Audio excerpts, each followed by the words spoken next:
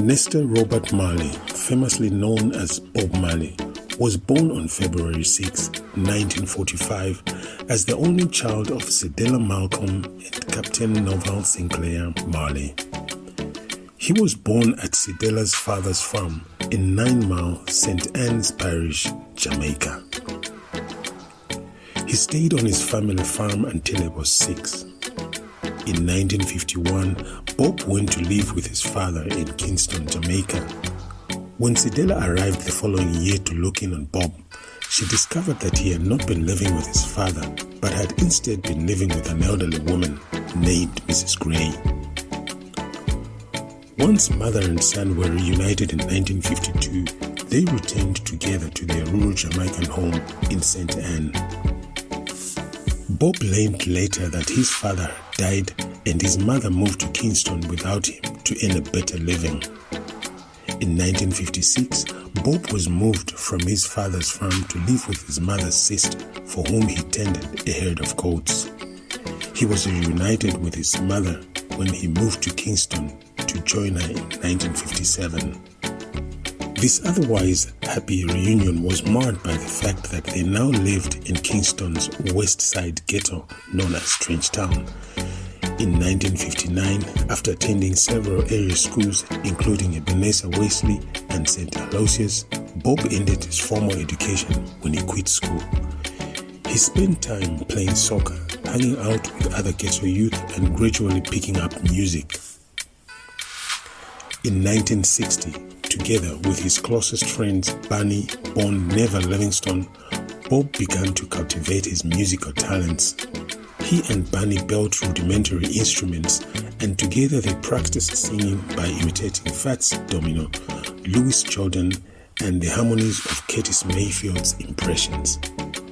Higgs not only provided singing lessons, but he added Peter Tosh, born McIntosh, to the group. At age 16, Bob was taken to sing for producer Leslie Kong, who issued his first recording, Judge Not, 1 Cup of Coffee, and Terror on the Beverly's imprint.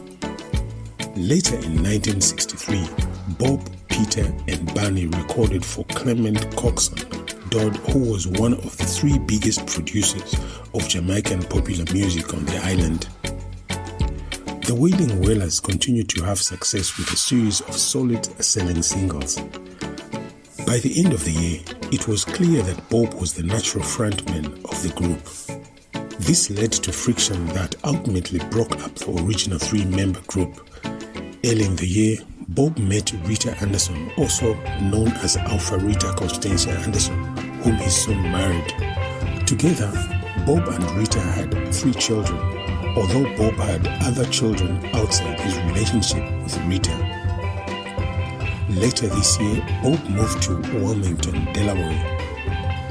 Bob remained in Wilmington for 7 months, during which time he worked a variety of odd jobs trying to make enough money to launch his own Jamaican-based record company.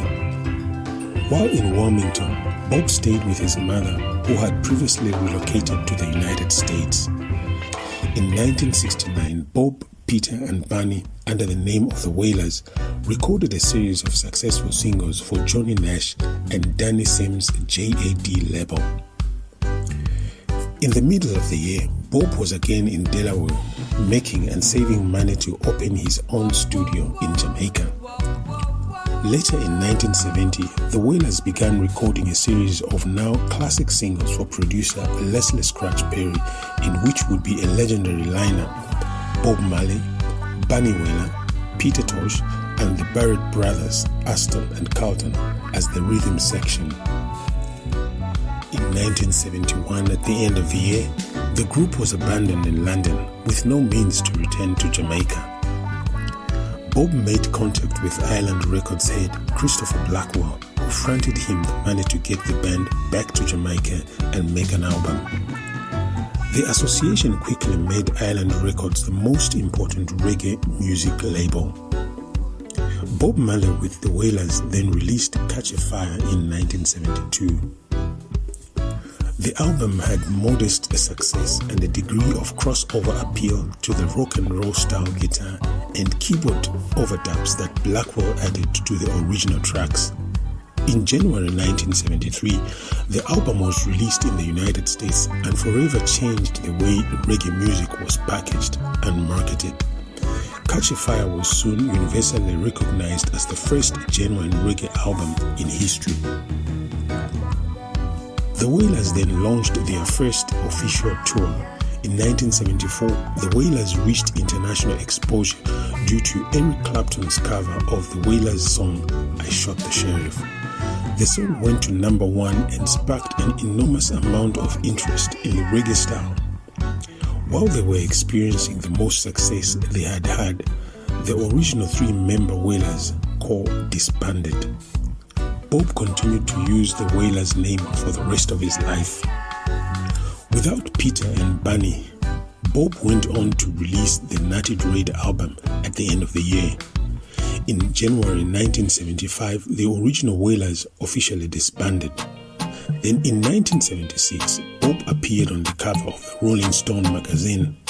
Later, Bob Marley and the Wailers released the Rastaman Vibration album and then toured for 3 months to support the release. On December 3 at approximately 8:45 p.m., gunmen broke into Bob Marley's house at 56 Hope Road and opened fire. Bob and Rita were each shot once, and their manager Don Taylor was shot several times. Everyone survived, but this forced Bob into self-imposed exile in fear of his life. In 1977, in the wake of the assassination attempt, Bob released a flurry of records. Exodus was issued on June 3, 1977. In 1978, Kaya album was released. The Exodus and Kaya release both spawned successful tours. Bob set up the Jamaican Peace Concert, which featured several important reggae acts.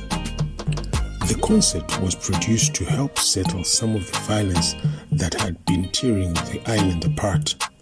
Bob and the Wailers released the Survival album in October of 1979.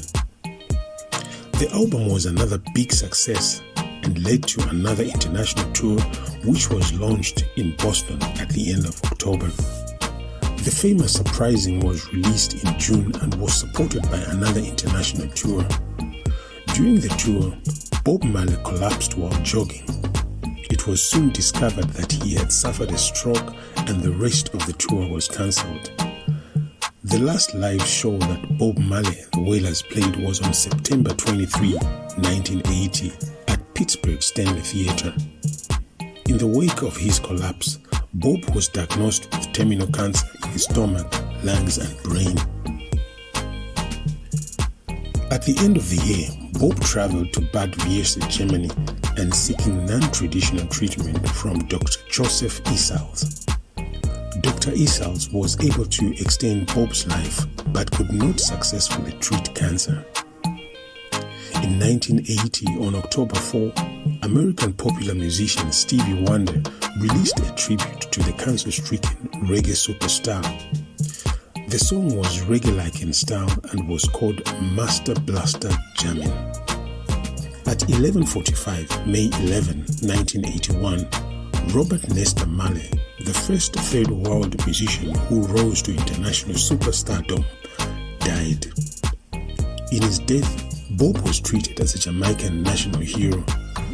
Afterwards, Bob's body was taken to his St. Anne's birthplace where it remains. His house at 56 Hope Road has become a place of pilgrimage for ardent fans. His album Confrontation, released in 1983, was the only posthumous release that was conceived by Bob before he died. In 1984, the most popular collection of Bob's greatest hits, Legend, was released. The album went on to become the highest-selling reggae album of all time. In 1999, the collection of Bob's greatest hits, Legend, received its 10th platinum certification and sold more than 10 million copies. Thank you so much for watching the video, and please don't forget to like and to share. And also don't forget to subscribe to this channel so that when I release a new video, I will personally send you a message to let you know that there is a new video for you. Thank you.